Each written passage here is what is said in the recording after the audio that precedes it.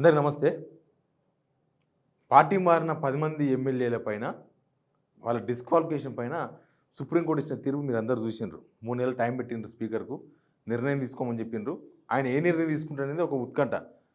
కానీ ఓపెన్‌గా కనిపిస్తున్న విషయంలో కూడా అబద్ధాలు ఎట్లా మాట్లాడుతున్నారు వీళ్ళు పార్టీ మారినోళ్ళు గానీ, లేకపోతే కాంగ్రెస్ పార్టీ నాయకులు గానీ అనేది జనాలకు అర్థం కావాలని ఈ వీడియో చేస్తున్నాను నేను. ఎందుకంటే వాళ్ళు పార్టీ మారింది చూసిండ్రు, అన్నీ చూసిండ్రు. కానీ ఇంకా స్పీకర్ నిర్ణయం కూడా తీసుకోలేదు. స్పీకర్ ఏ నిర్ణయం తీసుకుంటాడో తెలవదు. స్పీకర్‌కు కొన్ని వేలున్నాయి. అంటే ఏం చేయొచ్చు స్పీకర్ అనే విషయంలో ఆయనకు ఒక 2, 3 దారులు కనిపిస్తున్నాయి. ఆ దారుల గురించి కూడా డిస్కస్ చేద్దాం. బట్ అసలు వీళ్ళు ఎవరో చెప్పలేకపోతున్నారు. అందుకే మేము ఎవరం అని పెట్టిన బోర్డు మీద. మేము ఎవరం. అట్లయింది లాస్ట్‌కి 2 రోజుల తర్వాత నువ్వు దాన నాగేందర్ కదా అంటే, నేను దాన నాగేందర్ కాదు, నాకు సంబంధం లేదనుకుంటే పారిపోతాడేమో. రేపు ఇంకొక ఎమ్మెల్యే కడియం శ్రీహరిని పట్టుకొని మీ పేరు కడియం శ్రీహరి కదా అంటే, నా పేరు కాదు కడియం శ్రీహరి, నేను కాదు అంటాడేమో. లాస్ట్‌కి అట్లాంటి సిచ్యువేషన్ వస్తుందేమో అనిపిస్తుంది. అన్ని విషయాలు ఏదో మాట్లాడదాం. సబ్స్క్రైబ్ చేసుకోవడం మాత్రం మర్చిపోవద్దు. చూస్తున్న వాళ్ళలో చాలామంది సబ్స్క్రైబ్ చేసుకోవట్లేదు. సబ్స్క్రైబ్ కూడా చేసుకోండి. ఇక మీకు అందరికీ తెలుసు, చాలా రోజుల తర్వాత ఓ పెద్ద వెయిటింగ్ తర్వాత సుప్రీంకోర్టు ఒక తీర్పు ఇచ్చింది. సుప్రీంకోర్టు తీర్పు ఇచ్చిన తర్వాత కోడిగుడ్డు మీద ఈకిలు వీకే ప్రయత్నాలు స్టార్ట్ అయినాయి ఆల్రెడీ. అంటే తప్పించుకోవడం ఎట్లా అనే విషయం మీద కసరత్తు చేస్తున్నారు. ఇప్పుడు పొద్దుగాలేసి రాజ్యాంగం పట్టుకునే వాళ్ళు, పొద్దుగాలేసి ప్రభుత్వం అని చెప్పుకునే వాళ్ళు, పొద్దుగాలేస్తే మోడీ రాజ్యాంగాన్ని అవహేళన చేస్తుండే, మేమే రాజ్యాంగాన్ని అమలు చేస్తాం, గాంధీ వారసులు మేమని చెప్పుకునేటోళ్ళు నోరు తెరిస్తే అబద్ధాలు మాట్లాడేస్తున్నారు జనాలకు తెలిసిన విషయంలో. ఎక్కడో 4 గోడల మధ్య జరిగింది మాకు తెలియదు, లేకపోతే మేము అక్కడ లేము అంటే వేరే విషయం. కానీ ఇక్కడ చాలా ఓపెన్గా మాట్లాడుతున్నారు. ఇప్పుడు కోమరెడ్డి వెంకరెడ్డి ఏమన్నాడు, అసలు వాళ్ళు ఎవరు బీఆర్ఎస్ వాళ్ళు ఎవరు కాంగ్రెస్కు రాలేదు, వాళ్ళు అదే పార్టీలో ఉన్నారంట అని చెప్పిండు. ఎంత నిసిగ్గది. ఎందుకంటే ఓపెన్గా కనబడుతుంది. అట్లా కనిపిస్తున్నప్పుడు, జనాల ముందే కనిపిస్తున్నప్పుడు మీరు మాట్లాడేది జనాలకే అబద్ధం మనకు కనిపిస్తుంది కదా. వాళ్ళు నిజంగానే వాళ్ళు మారకపోతే ఎవరు కోర్టుకుపోయే వాళ్ళే కాదు. బీఆర్ఎస్ వాళ్ళు మాత్రం వాళ్ళు పార్టీ మారకపోతే వాళ్ళు ఏమైనా పగుంటుందా, వాళ్ళ ఎమ్మెల్యేలు వాళ్ళు కోర్టుకు పోతారా? పోయే అవకాశం లేదు. అట్లా అనుకుంటే 10 మంది మీద ఎందుకు పోతారు? మొత్తం వాళ్ళ దగ్గర ఉన్న 38 మంది ఎమ్మెల్యేల మీద పోవాలి. ప్లస్ బీజేపీ కూడా 8 మంది ఎమ్మెల్యేలు ఉన్నారు. వాళ్ళు ఒక్కరి మీద కూడా కోర్టుకు పోలేదే. ఎందుకు వాళ్ళు పోలేదంటే వాళ్ళు ఎవరు పార్టీ మారలేదు కాబట్టి. వీళ్ళు పార్టీ మారినరు అనేది దీనికి కోర్టులు ఏం తెలుస్తావో, లేకపోతే స్పీకర్ ఏం తెలుస్తాడో కానీ ప్రజా కోర్టులో వీళ్ళు పార్టీ మారినరు, సింపుల్. అంతకుముందు కాంగ్రెస్ వాళ్ళు బీఆర్ఎస్లోకి పోలేదా, మరి దాని గురించి ఎందుకు మాట్లాడనే వాళ్ళు చాలామంది ఉంటారు. అప్పుడు కాంగ్రెస్ హైకోర్టులో డిలే కాగానే సుప్రీంకోర్టుకు వదిలేసినారు. వీళ్ళతో అయ్యేది పోయేది, ఈ ఎమ్మెల్యేలను తీసుకొచ్చుకుంటే ఇప్పుడు గవర్నమెంట్ వచ్చేది ఉందా, అనవసరంగా డబ్బులు వేస్ట్ వీళ్ళకి పెట్టని ఎవరు డబ్బులు సంపాదించుకున్న డబ్బులు బయట దిగలేక కాంగ్రెస్ ఎమ్మెల్యేలు సుప్రీంకోర్టుకు పోలేక అట్లా వదిలేసారు. తర్వాత అది 2/3 ఫార్ములా అయిపోయింది. అది రాజ్యాంగం ప్రకారం జరిగిపోయింది. కానీ ఇప్పుడు 2 జరగలే. రాజ్యాంగం ప్రకారం జరగలేదు, ప్లస్ వీళ్ళను కాపాడుకుందామనే ఏదో కొన్ని అన్పార్లమెంటరీ ప్రయత్నాలు చేస్తున్నారు. రాజ్యాంగానికి లోబడి వీళ్ళు రాజ్యాంగం మీద ప్రమాణం చేసి ఎమ్మెల్యేలు అయిన వాళ్ళు అందరూ కూడా, ముఖ్యమంత్రి కూడా రాజ్యాంగం మీద ప్రమాణం చేసి ముఖ్యమంత్రి అయినవాడు కాబట్టి వాళ్ళు రాజ్యాంగానికి కట్టుబడి రాజ్యాంగంలో ఇలా ఉందాము అని ఎక్కడ కనబడి ఆ నమ్మకం జనాలకు కల్పించే ప్రయత్నం చేయలేదు. ఇప్పుడు కడియం సార్ ఏమన్నా వినిపిస్తే ఒకసారి చూడండి. మిగతా ఎమ్మెల్యేల పరిస్థితి కూడా కాదే. నెక్స్ట్ ఏం జరుగుతుందో కూడా మాట్లాడదాం.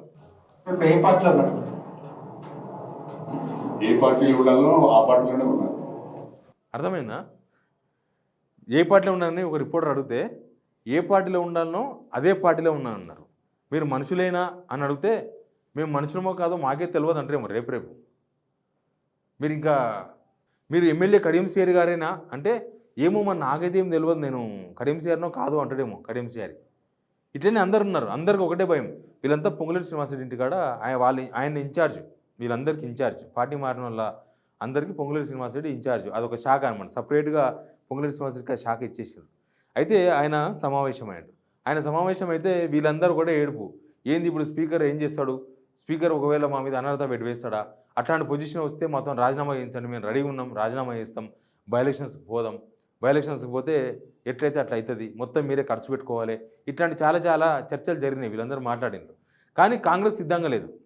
కాంగ్రెస్ ఆడిస్తున్న డ్రామా ఇది. ఎమ్మెల్యేలకు ఎలక్షన్ అంటే భయమే ఉంది. ప్లస్ కాంగ్రెస్ వాళ్ళకి ఇంకా ఎక్కువ భయం ఉంది ఎలక్షన్ అంటే. కాంగ్రెస్ వాళ్ళే వద్దు మీరు బీఆర్ఎస్ ఉన్నారని చెప్పుకోండి. ఓపెన్గా కళ్ళు లేని వాళ్ళు కూడా అర్థమైపోయింది.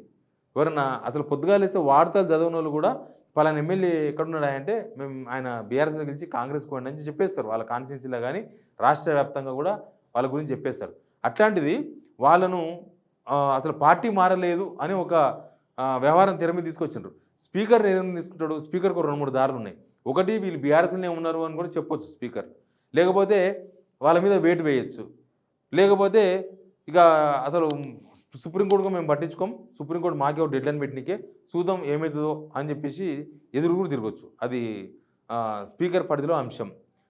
స్పీకర్ కూడా రాజ్యాంగానికి కట్టుబడే ఉండాలి. స్పీకర్ రాజ్యాంగాన్ని అతీతుడేం కాదు. రాజ్యాంగేతర శక్తి ఏం కాదు. రాజ్యాంగ శక్తిగానే ఉండాలి. రాజ్యాంగం కాపాడంలో ఆయన పాలు ఆయనకుంటది. అయితే ఇప్పుడు రాజీనామా చేస్తాం మేము. మా మీద వేటు వేసే పరిస్థితి వస్తే వేటు వేయొద్దు. ఒకవేళ వేటు వేస్తే మమ్మల్ని దొంగలాగా చూస్తారు ఇంకా కాన్స్టిట్యున్సీలా. కాబట్టి వేటు వేయొద్దు. ఒకవేళ అట్లాంటి సిచ్యువేషన్ ఉంటే మా ముందు రాజీనామా చేయించురని.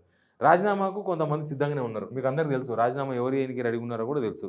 ఒకటి దానా నాగేందర్, ఖైరతాబాద్ ఎమ్మెల్యే. ఆయన ఆల్రెడీ పార్టీ మారిండు. పార్టీ పేరు మీద కాంగ్రెస్ టికెట్ మీద పోటీ చేసిండు. ఒకవేళ ఆయన కూడా పార్టీ మారలేదు అంటే రేపు నాడు దీని తర్వాత దీని పరిణామాలు బట్టి నెక్స్ట్ కోర్టుకు పోతే ఎలక్షన్ కమిషన్ నుంచి కూడా రిపోర్ట్ తెప్పిస్తుంది కోర్టు.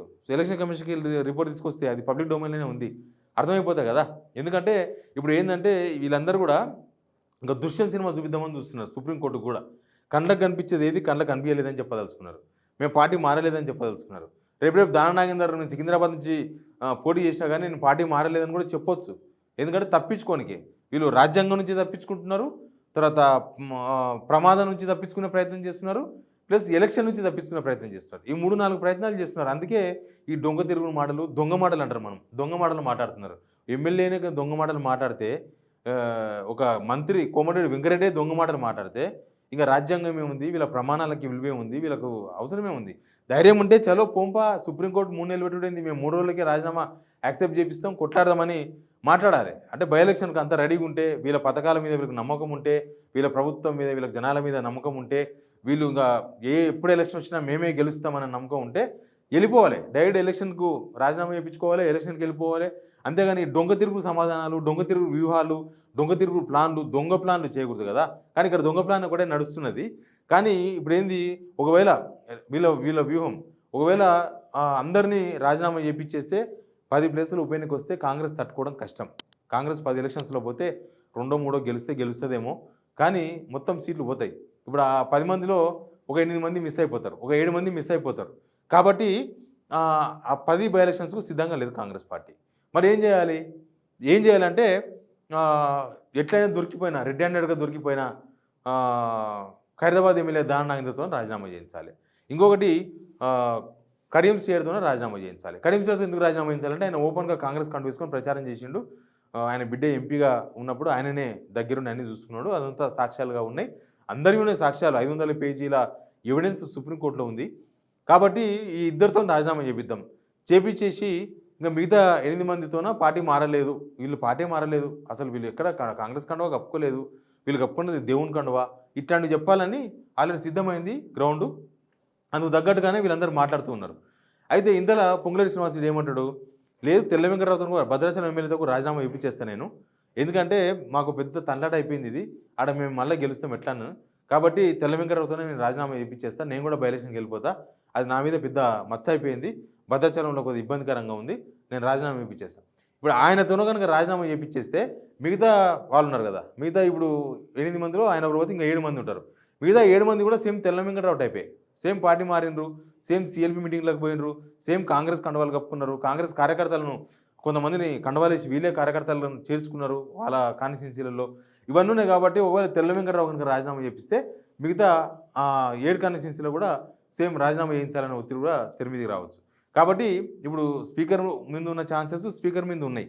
తర్వాత వీళ్ళు ఏమో దొంగ తిరుగు ప్లాన్లు మొత్తం కూడా చేస్తున్నారు. ఎట్లా తప్పించుకోవాలి, ఎట్లా ఎస్కేప్ కావాలి, ఇష్యూ నుంచి ఎట్లా ఎస్కేప్ కావాలి, 3 నెలల టైం ఉంది, అవసరమైతే ఇంకొక 3 నెలలు ఎక్స్టెండ్ చేయొచ్చా, లేదా సుప్రీంకోర్టుకి ఏదైనా స్పీకర్తో అడ్వకేట్ నుంచి చెప్పించి ఇంకేదైనా 3 months వీళ్ళకి నోటీస్ ఇచ్చినా వీళ్ళు రెస్పాండ్ కాలేదనో, లేకపోతే ఇంకేదో రీజన్ చూపించేసి ఇక్కడ ఏదో ఎలక్షన్స్ ఉన్నాయి వాళ్ళంతా బిజీగా ఉన్నారనో, ఏదో ఒక రీజన్ చూపించేసి ఇంకొక 3 months జరుపుకుంటూ పోవచ్చా, ఇట్లాంటి వ్యూహాలు ప్రస్తుతం ప్రభుత్వం వేస్తున్నది. ఒకటి ఏమైందంటే వీళ్ళకు ఒక ఆయన చదువుతున్నాడు 10వ తరగతి చదువుతున్నాడు. 10వ తరగతి చదువుతైనా చక్కగా చదివి పాస్ అయితే ఎవరికి ఇబ్బంది లేదు, లేకపోతే ఫెయిల్ అయితే సప్లిమెంటరీ ఎగ్జామ్స్ రాయాల్సి వస్తుంది. కానీ వీళ్ళ పొజిషన్ అది కాదు. వీళ్ళు ఎగ్జామ్ అటెండ్ అవుతారో అటెండ్ కారో తెలియదు, కానీ రిజల్ట్ మాత్రం పాస్ కావాలి. ఎగ్జామ్ అటెండ్ కాకపోతే కూడా రికార్డ్స్ ఉంటుంది మొత్తం, అయినా సరే వీళ్ళు పాస్ కావాలి. ఇట్లా ఒక దొంగ ఆలోచన ఒకటి చేస్తున్నారు. బట్ మనం ఎన్నుకున్న ప్రజాప్రతినిధులు మనం ఓట్లేస్తే గెలిచిన ప్రజాప్రతినిధులు, మనం ఎంచుకుంటూ వచ్చిన ప్రభుత్వము ప్రజలను డైరెక్ట్‌గా మోసం చేస్తుంది. కండ్ల ముందు కనిపించిన దాన్ని కాదని చెప్పే ప్రయత్నం చేస్తున్నది. దీనికి జనం డిసైడ్ చేయాల్సిన అవసరం ఉంది. వాళ్ళు రాజీనామా చేయాల్సిన అవసరం ఉందా లేదా? వాళ్ళ మీద వేటు వేయాల్సిన అవసరం ఉందా లేదా? కామెంట్ రూపంలో చెప్పండి కింద. Please subscribe signal TV.